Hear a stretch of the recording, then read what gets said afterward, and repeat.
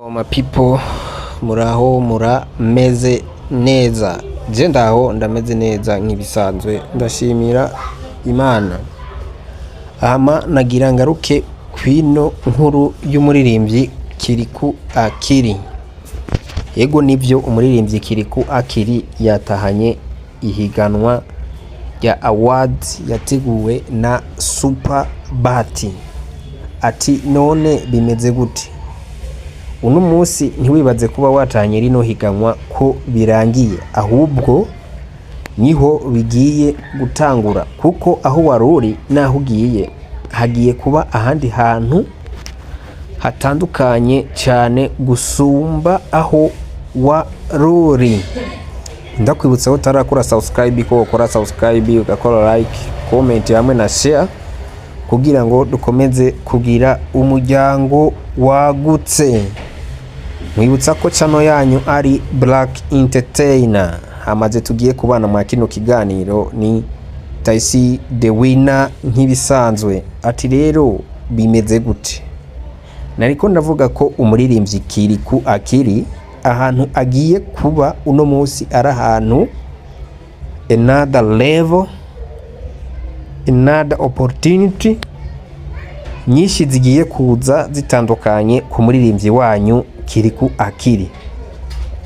Ati gute? Nkuko bigiye bivugwa, Kiriku n'abantu benshi n'abantu bagiye bamwibasira keshi gashoboka. Mara ngo ntanderagira, mara ngo ikidoma, mara ngo umwana wo mwibarabara. Rero ugiye kuraba bino bintu ukabisanisha no kuba yaraye arose contract yishira hamwe rikomeye nka Super Bahati, biraza gutuma neza Kiriku ibi bintu agiye kubikora canke agiye kuraba ukuntu yovyitwaramwo neza, kuko hamwe yovyitwaramwo nabi bishobora kwangiza kariyere yiwe, bigatuma asubira inyuma ku muvuduko tutari tumwiteze ko nkuko byari bisanzwe bimenyerewe. Ati kubera iki? Reka nguhe impamvu zibiri canke zitatu zumvikana uraza gutahura bino ni ibintu neza niwa nkurikirana ukantega amatwi neza. Icambere, muririmbyi Kiriku bakunze kuvuga ko atobahiriza contract. Iyo asinya amakontra akunda kutayubahiriza cyane. Ikindi kintu ca kabiri, bakunze kuvuga ko ari umuntu atagira indero, ari umuntu atarezwe. Rero nkakwibutsa nti hamwe bino bintu byogenda neza akabyubahiriza, mani runo rugamba utanguye Kiriku ni ngwana, ahubwo n'intambara ikaze igiye kubaho utari bwanagwane kuva utangura ino industry ya music ya 2005. Ati gute rero?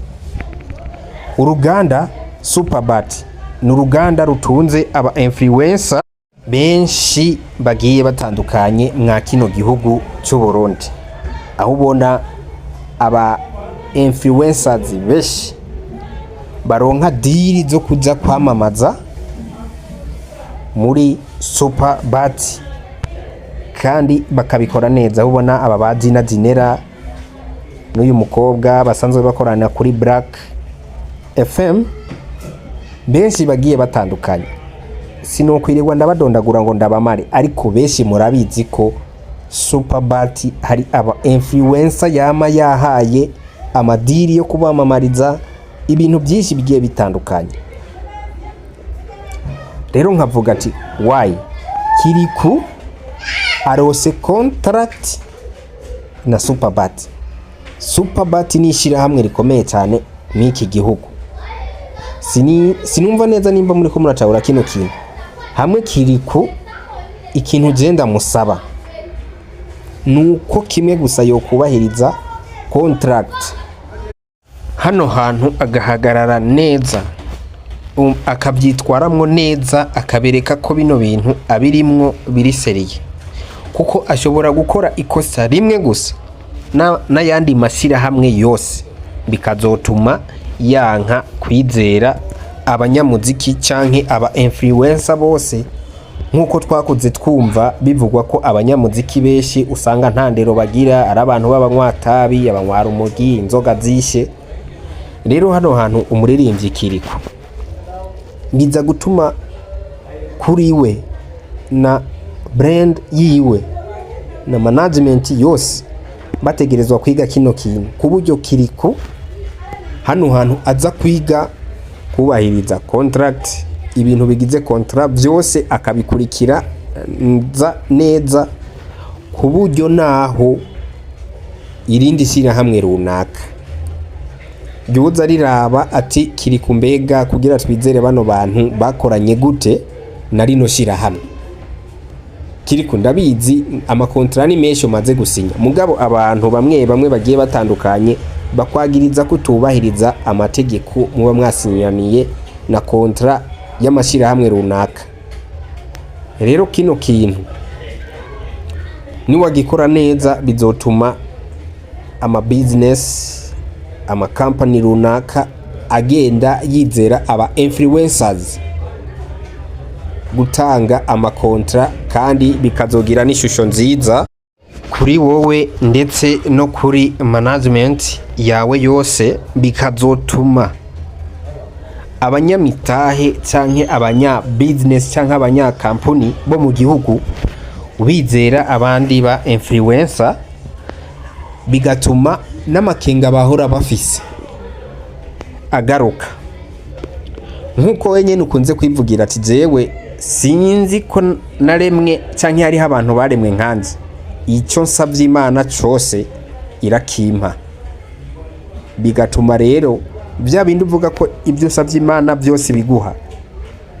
My friend, gerageza werekwe ko n'abantu utakiri wa muntu bamwe biyumvira ko uri, ugerageza ubereke ko utandukanye n'uriya muntu bavuga ko uri.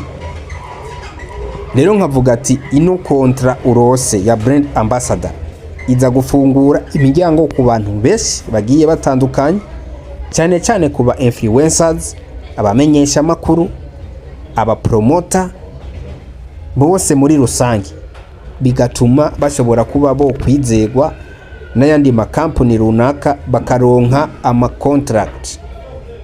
Ariko mu gihe wewe wabyitwayemo neza, kuko nkuko mubizi nta shyirahamwe na rimwe ryari bwigere ritunganya ihiganwa nk'iri ku baririmbyi.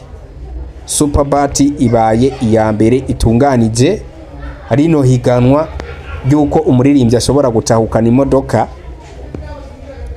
biciye mu mahiganwa. Uretse ko bahora bavuga ati dusinyiranye amasezerano n'aba baririmbyi runaka bivanye n'ivyo bisunze. Ariko rero wewe wabaye brand ambassador, byaciye no mu ihiganwa uratsindira imodoka. Rero bisaba ko uzitwara neza kugira na rino rihiganwa rigumye ribandanya, bazobone ko abaririmbyi nabo ari abantu bafise value, bafise ico gukora cyangwa bafise ico bohindura muri industry, canke bikagira iyindi ntumbero bigiye gushikana ko uwundi muntu runaka ashobora kuba yoba yatahanye iryo higanwa ryabaye. Rero nkuko nariko ndakubwira, kubera ko benshi bakunda kukwagiza kutubahiriza the contract, bisaba ko iyi kontra uyubahiriza, ugakora ibyo bonyene banditse muri kontra yawe, hama ibintu bikagenda neza. Kandi ndabizi neza ko uzobikora utazodutenguha, uko je niko ndavyumva.